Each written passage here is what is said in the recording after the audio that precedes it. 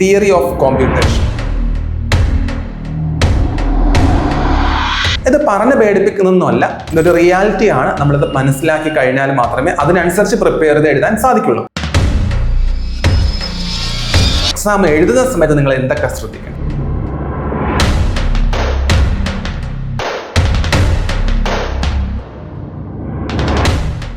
2024 scheme S3 computer science students നിങ്ങൾക്ക് പഠിക്കാൻ വരുന്ന ഒരു പേപ്പറാണ് തിയറി ഓഫ് കോമ്പ്യൂട്ടേഷൻ. സിംപ്ലി നമ്മളത് ഓട്ടോമാറ്റ് ആണ് വിളിക്കും. മാത്തമെറ്റിക്കലി ഒരു പ്രോബ്ലം നമുക്ക് എങ്ങനെ സോൾവ് ചെയ്യാം, എങ്ങനെ ഇത് സോൾവ് ചെയ്യാം എന്നുള്ളതിന്റെ ഒരു തിയററ്റിക്കൽ എക്സ്പ്ലനേഷൻ, അതാണ് ഈ സബ്ജക്റ്റിൽ ത്രൂ ഔട്ട് ആയിട്ട് പഠിക്കുന്നത്. പക്ഷെ ഇത് ഒരു ലാംഗ്വേജ് പഠിക്കുന്നത് പോലെ, ഒരു ഇംഗ്ലീഷ് അല്ലെങ്കിൽ മലയാളം പോലുള്ള ഒരു റീജിയണൽ ലാംഗ്വേജ് പഠിക്കുന്നത് പോലെ അതിന്റെ ബേസ് എന്ന് പറയുന്നത്, നമ്മൾ കുട്ടിക്കാലത്ത് ഇംഗ്ലീഷ് പഠിക്കുന്ന സമയത്ത് നമ്മൾ ആദ്യമായിട്ട് പഠിച്ചെന്തായിരുന്നു? ആൽഫബറ്റ്സ്. A മുതൽ Z വരെയുള്ള 26 സിംബൽസ്, അതിന്റെ ഒരു സെറ്റ് ആയിരുന്നു ഇംഗ്ലീഷ് ആൽഫബറ്റ്സ്. മലയാളം പഠിക്കുമ്പോഴോ മലയാളത്തിനകത്ത് മലയാളം അക്ഷരമാലയുണ്ട്. ഹിന്ദിക്കകത്താകട്ടെ, തെലുങ്ക് ആയിക്കോട്ടെ, കന്നഡ ആയിക്കോട്ടെ, ഏതൊരു ലാംഗ്വേജ് പഠിക്കുമ്പോഴും അതിനകത്ത് ആൽഫബറ്റ്സ് യൂസ് ചെയ്യും. അതുപോലെ തന്നെയാണ് ഇവിടെയും TOCക്കകത്തും ആദ്യം നമ്മൾ അറിഞ്ഞിരിക്കേണ്ടത് വാട്ട് ആർ ആൽഫബറ്റ്സ്. ആൽഫബറ്റ്സ് പഠിച്ചു കഴിഞ്ഞ് നെക്സ്റ്റ് ആൽഫബറ്റ്സിൽ നിന്ന് സെലക്ടഡ് വേർഡ്സ് യൂസ് ചെയ്ത് നമുക്ക് സ്ട്രിങ്സ് ഫോം ചെയ്യാം. ദെൻ ആ സ്ട്രിങ്സ് വെച്ചിട്ട് നമുക്ക് എന്ത് ചെയ്യാം? ഇംഗ്ലീഷിൽ ഇപ്പോൾ ഒരു സെന്റൻസ് പറയുകയാണെങ്കിൽ മൈ നെയിം ഈസ് അജു, അങ്ങനെ ഒരു സെന്റൻസ് പറയുമ്പോൾ അതൊരു ഇംഗ്ലീഷ് ലാംഗ്വേജിൽ വരുന്ന സെന്റൻസ് ആണ്. അതൊരു ഇംഗ്ലീഷ് ലാംഗ്വേജിൽ സെന്റൻസ് ആണ് നമ്മൾ പറയാൻ കാരണം ഇംഗ്ലീഷ് എന്ന ലാംഗ്വേജിൽ യൂസ് ചെയ്യുന്ന ആൽഫബറ്റ്സും അതിന്റെ ഗ്രാമറും ഒക്കെ അതിൽ വന്നേക്കുന്നത് അല്ലെ. അപ്പം ഇതുപോലെ തന്നെ ഇവിടെയും ആൽഫബറ്റ്സും സ്ട്രിങ്സും ഒക്കെ പഠിച്ചു കഴിഞ്ഞ് നെക്സ്റ്റ് നമുക്ക് അതിൽ അറിഞ്ഞിരിക്കേണ്ടത് ഗ്രാമർ ആൻഡ് ലാംഗ്വേജ്. സോ ഏതൊരു റീജിയണൽ ലാംഗ്വേജ് പഠിക്കുന്നത് പോലെ തന്നെയാണ് ഇവിടെയും ബേസ് ആയിട്ട് അറിഞ്ഞിരിക്കേണ്ടത് ആൽഫബറ്റ്സ്, സ്ട്രിങ്സ്, ലാംഗ്വേജസ്, ഗ്രാമർ. ഇവിടെ ഈ ഗ്രാമർ എന്ന ടോപ്പിക് ഉണ്ടല്ലോ, ഈ ഗ്രാമർ നമുക്ക് 4 ആയിട്ട് ക്ലാസിഫൈ ചെയ്യാം. അത് ചോംസ്കി ഹയറാർക്കി എന്നൊരു essay ക്വസ്റ്റ്യനിലാണ് നിങ്ങൾ പഠിക്കുന്നത്. മൊഡ്യൂൾ 4 വരുന്ന essay ക്വസ്റ്റ്യൻ ആണ്. സത്യത്തിൽ ഈ സബ്ജക്ട് മൊത്തത്തിൽ സിലബസ് ഒന്ന് തിരിച്ച് പഠിക്കുകയാണെങ്കിൽ ഈസി ആയിരിക്കും. താഴെ നിന്ന് മേലെ പഠിക്കുകയാണെങ്കിൽ ആ ബേസ് കിട്ടാൻ ഈസി ആയിരിക്കും. സോ നിങ്ങൾ പഠിക്കുന്ന സമയത്ത് ചോംസ്കി ഹയറാർക്കി സ്റ്റാർട്ടിങ് തന്നെ പഠിക്കും. ഓക്കെ, ചോംസ്കി ഹയറാർക്കിക്കകത്ത് 4 ടൈപ്സ് ഓഫ് ഗ്രാമർ വരുന്നുണ്ട്. Type 0, type 1, type 2, type 3.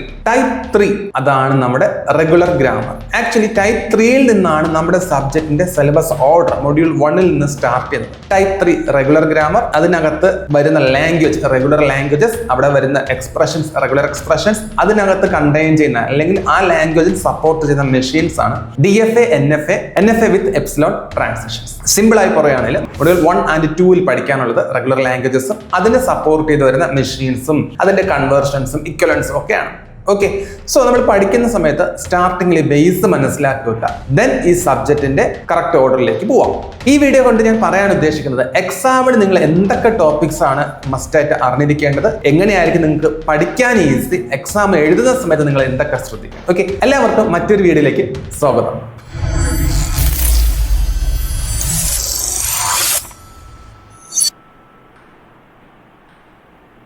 വീഡിയോയുടെ സ്റ്റാർട്ടിങ്ങിൽ തന്നെ ഞാൻ പറഞ്ഞിരുന്നു ചോംസ്കി ഹയറാർക്കി അതൊരു essay ക്വസ്റ്റ്യൻ ആണ്. മൊഡ്യൂൾ 4ൽ വരുന്ന essay ക്വസ്റ്റ്യൻ ആണ്, തിയറിയാണ്, പക്ഷേ സബ്ജക്റ്റിന്റെ ബേസ് ആയിട്ട് വരുന്ന ഒരു ടോപ്പിക്കാണ്. സോ ഇത് സ്റ്റാർട്ടിങ്ങിൽ തന്നെ പഠിക്കുന്നു. ഓക്കെ, നെക്സ്റ്റ് നമ്മൾ നേരെ പഠിക്കേണ്ടത് മൊഡ്യൂൾ 1.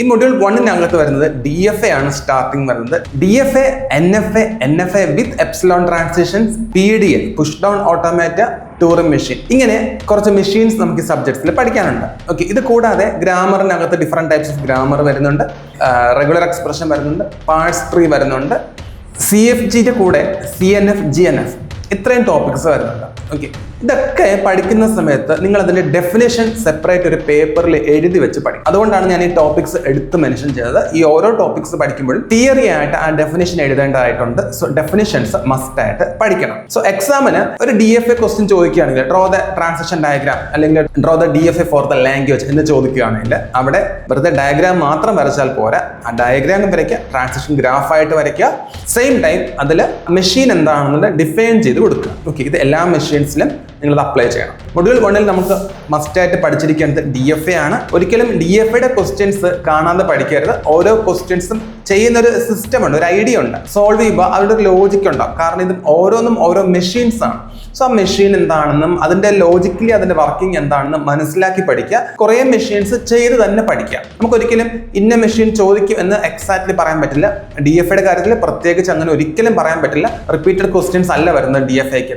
ഏത് ക്വസ്റ്റ്യൻ വേണേലും ചോദിക്കാം. അപ്പൊ അവിടെ നമ്മൾ ചെയ്യേണ്ടത് മിനിമം സ്ട്രിങ് എടുക്കുക, അത് വെച്ചിട്ട് മെഷീൻ വരച്ചു തുടങ്ങുക. അവിടെ നിന്നും റിമൈനിങ് ഏതൊക്കെ ഇൻപുട്സ് വരയ്ക്കാനുണ്ട് ആ ഒരു പാറ്റേൺ അങ്ങ് ഫോളോ ചെയ്തതാണെങ്കിൽ ഈസി ആയിട്ട് വരയ്ക്കാൻ സാധിക്കും. DFA പഠിച്ചു കഴിഞ്ഞ് നെക്സ്റ്റ് NFAയിലേക്ക് പോവുക. NFA കുറച്ചുകൂടി ഈസിയാണ്. DFAയുടെ അത്രയും ടഫ് അല്ല, DFAയുടെ അത്രയും ഇമ്പോർട്ടന്റും അല്ല. എക്സാമിനും കൂടുതൽ ചോദിക്കുന്നത് DFA തന്നെയായിരിക്കും.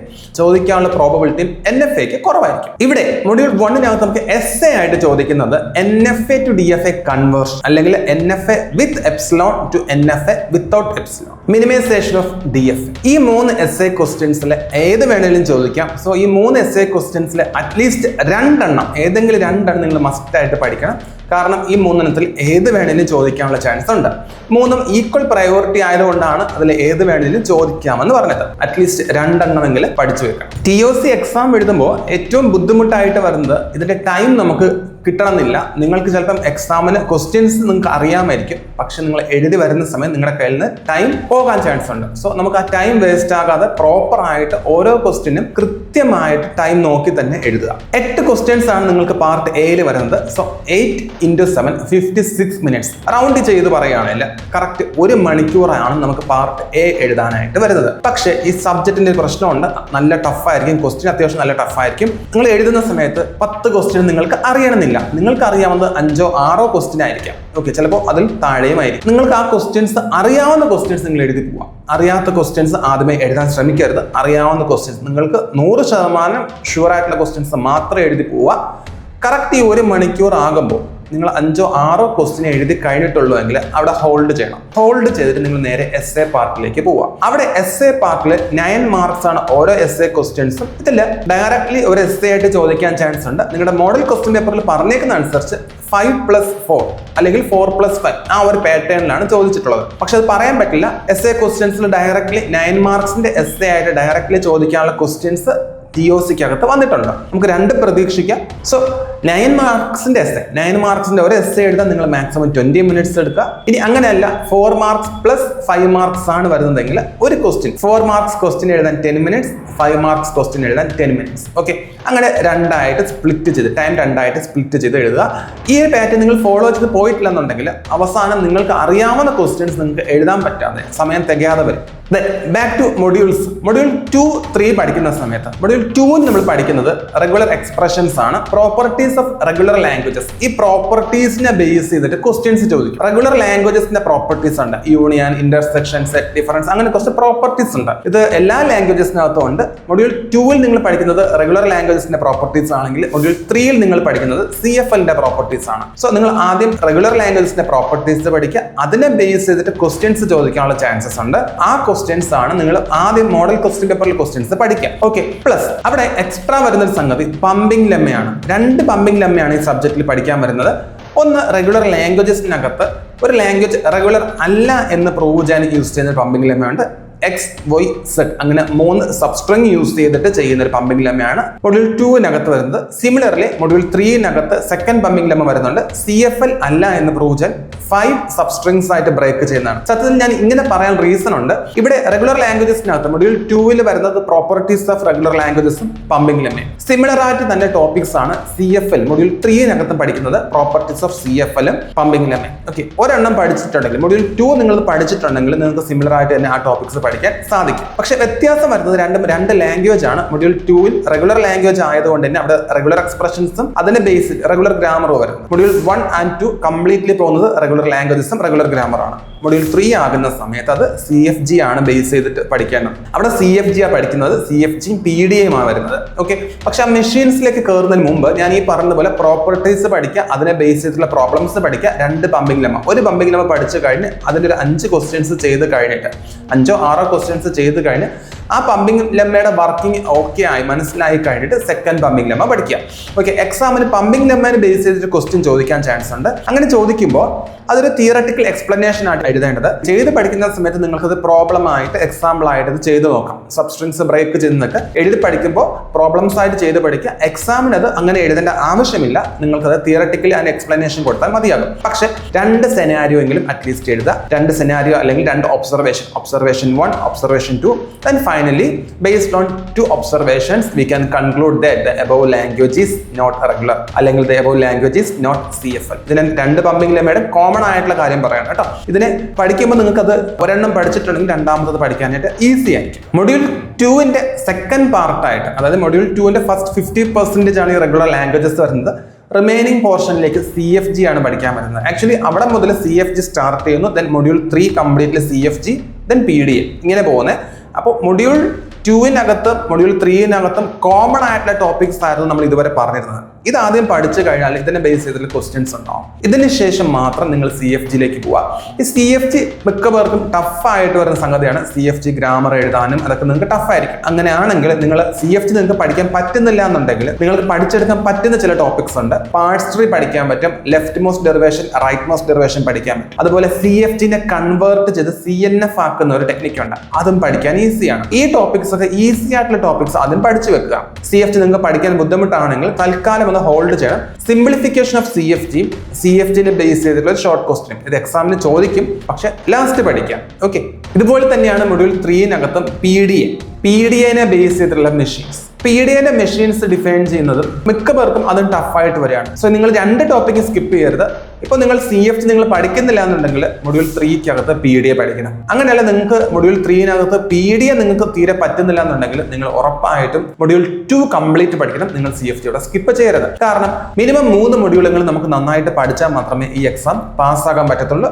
ഒരു കാര്യം കൂടെ തുറന്നു പറയാം, എക്സാം നിങ്ങൾ വിചാരിക്കുന്നത് പോലെ മാക്സിമം മാർക്കൊന്നും സ്കോർ ചെയ്യാൻ സാധിക്കില്ല. എക്സാമിന് മിനിമം മാർക്കായിരിക്കും കിട്ടുന്നത്, മാർക്ക് വളരെ കുറവായിരിക്കും കിട്ടുന്നത്. ഓക്കെ, ഇത് പറഞ്ഞ് പേടിപ്പിക്കുന്നൊന്നുമല്ല, ഇതൊരു റിയാലിറ്റി ആണ്. നമ്മളിത് മനസ്സിലാക്കി കഴിഞ്ഞാൽ മാത്രമേ അതിനനുസരിച്ച് പ്രിപ്പയർ ചെയ്ത് എഴുതാൻ സാധിക്കുള്ളൂ. ഓക്കെ, സോ ഗ്രേഡ് നിങ്ങൾ പ്രതീക്ഷിക്കുന്നതിനെക്കാട്ടും വളരെ കുറയാനുള്ള ചാൻസ് ഉണ്ട്. അപ്പോൾ നമ്മൾ എഴുതുമ്പോൾ മാക്സിമം നന്നായിട്ട് പഠിച്ചെഴുതുക. നിങ്ങൾക്ക് ഫസ്റ്റ് മൊഡ്യൂളും പഠിക്കാൻ സാധിച്ചു, സെക്കൻഡ് മൊഡ്യൂളും പഠിക്കാൻ സാധിച്ചു, തേർഡിനകത്ത് PDA നിങ്ങൾ പഠിച്ചിട്ടില്ല എന്നുണ്ടെങ്കിൽ PDA നിങ്ങൾ സ്കിപ്പ് ചെയ്തും ചെയ്യും. അങ്ങനെയാണെങ്കിൽ 4th മൊഡ്യൂളിനകത്ത് ഇവിടെ ടൂറിംഗ് മെഷീൻ ആണ് നമുക്ക് പഠിക്കാനായിട്ട് വരുന്നത്. ഓൾറെഡി ഒരു എസ്സേ നമ്മൾ ആദ്യമേ പഠിച്ചിട്ടുണ്ടായിരുന്നു, ചോംസ്കി ഹൈറാർക്കി. അതിനുശേഷം നമുക്ക് വരുന്നത് ടൂറിംഗ് മെഷീൻ ആണ്. ടൂറിംഗ് മെഷീനകത്ത് അത് റിലേറ്റ് ചെയ്ത് കുറച്ച് തിയറി ടോപ്പിക്സ് ഉണ്ട്. ഡിസൈഡബിലിറ്റി, അൺഡിസൈഡബിലിറ്റി, അതുപോലെ variants of Turing machine, multi type Turing machine, multiple head Turing machine, non deterministic Turing machine, universal Turing machine, ഇങ്ങനെ കുറച്ച് വേരിയൻസ് ഉണ്ട്. സോ ഇതൊക്കെ ആദ്യമേ തന്നെ പഠിക്കാം. അപ്പൊ ടൂറിംഗ് മെഷീൻ എന്താണെന്ന് ആദ്യം മനസ്സിലാക്കി വെച്ചിട്ട് ടൂറിംഗ് മെഷീന്റെ ഡെഫിനേഷൻ പഠിച്ചിട്ട് ഞാൻ ഈ പറഞ്ഞ ടോപ്പിക്സ് ആദ്യം പഠിക്കാം. അതിനുശേഷം മാത്രം അതിന്റെ എസ്സേ ക്വസ്റ്റ്യനിലേക്ക് പോവാം. എസ്സേ ക്വസ്റ്റ്യൻ പഠിക്കുന്നതിന് മുമ്പ് കമ്പ്യൂട്ടിംഗ് ഫംഗ്ഷൻ സംഗതി പഠിക്കാനുണ്ട്. ടൂറിംഗ് മെഷീനിൽ എളുപ്പമുള്ള പ്രോബ്ലംസ് ആണ് കമ്പ്യൂട്ടിംഗ് ഫംഗ്ഷനിൽ വരുന്നത്. f of n equal to n+1, f of n equal to n+2, അല്ലെങ്കിൽ അങ്ങനെ ഒരു ഫംഗ്ഷൻ വരുന്നു, ആ ഫംഗ്ഷനിലേക്ക് ഒരു ഇൻപുട്ട് കൊടുക്കുന്നു, അതിന്റെ ബേസ് ചെയ്ത് നമുക്ക് ഔട്ട്പുട്ട് കിട്ടുന്നു. അത് അത്യാവശ്യം ഈസി ആയിട്ടുള്ള ക്വസ്റ്റ്യൻ ആണ്. സോ അത്രയും നിങ്ങൾക്ക് ആദ്യം പഠിച്ചു തീർക്കാൻ സാധിക്കും. ഇനി ടൂറിംഗ് മെഷീന്റെ എസ്സേ ആയിട്ട് വരുന്ന ക്വസ്റ്റ്യൻ അത്യാവശ്യം ലെങ്തി ആയിട്ടുള്ള ക്വസ്റ്റ്യൻസ് വരാറുണ്ട്.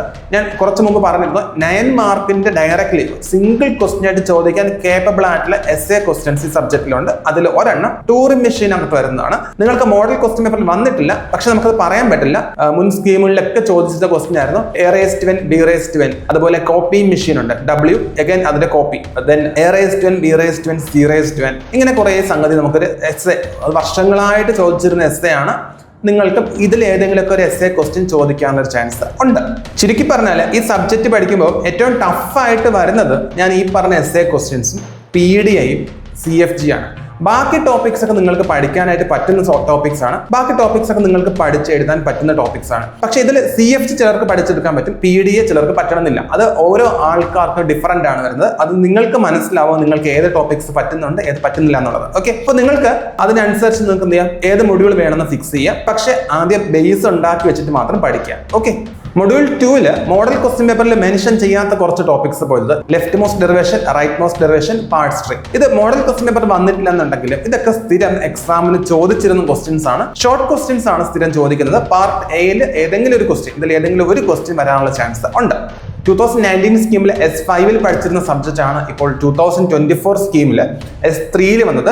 അതിൻ്റെതായ ബുദ്ധിമുട്ടുണ്ട്, സബ്ജക്റ്റിന് അതിൻ്റെതായ ബുദ്ധിമുട്ടുണ്ട്, പഠിക്കുമ്പോഴും അതിൻ്റെതായ ബുദ്ധിമുട്ടുണ്ട്, എക്സാമും അത്യാവശ്യം ടഫ് ആയിരിക്കും. ഇത് നമ്മൾ ആദ്യമേ അക്സെപ്റ്റ് ചെയ്തിട്ട് അതിനനുസരിച്ച് മാക്സിമം പ്രിപ്പയർ ചെയ്തിട്ട് പോവാം. ഞാൻ മുൻപ് പറഞ്ഞിരുന്നു ടൈം നിങ്ങൾ ഒരിക്കലും വിട്ടുപോകരുത്. കറക്റ്റായിട്ട് വാച്ചിൽ നോക്കിയിട്ട് ടൈം കറക്റ്റ് നോക്കി തന്നെ എഴുതി പോവാം. ഓക്കെ, സോ എല്ലാവർക്കും ഓൾ ദ ബെസ്റ്റ്. മറ്റൊരു വീഡിയോയുമായി വീണ്ടും കണ്ടുമുട്ടാം.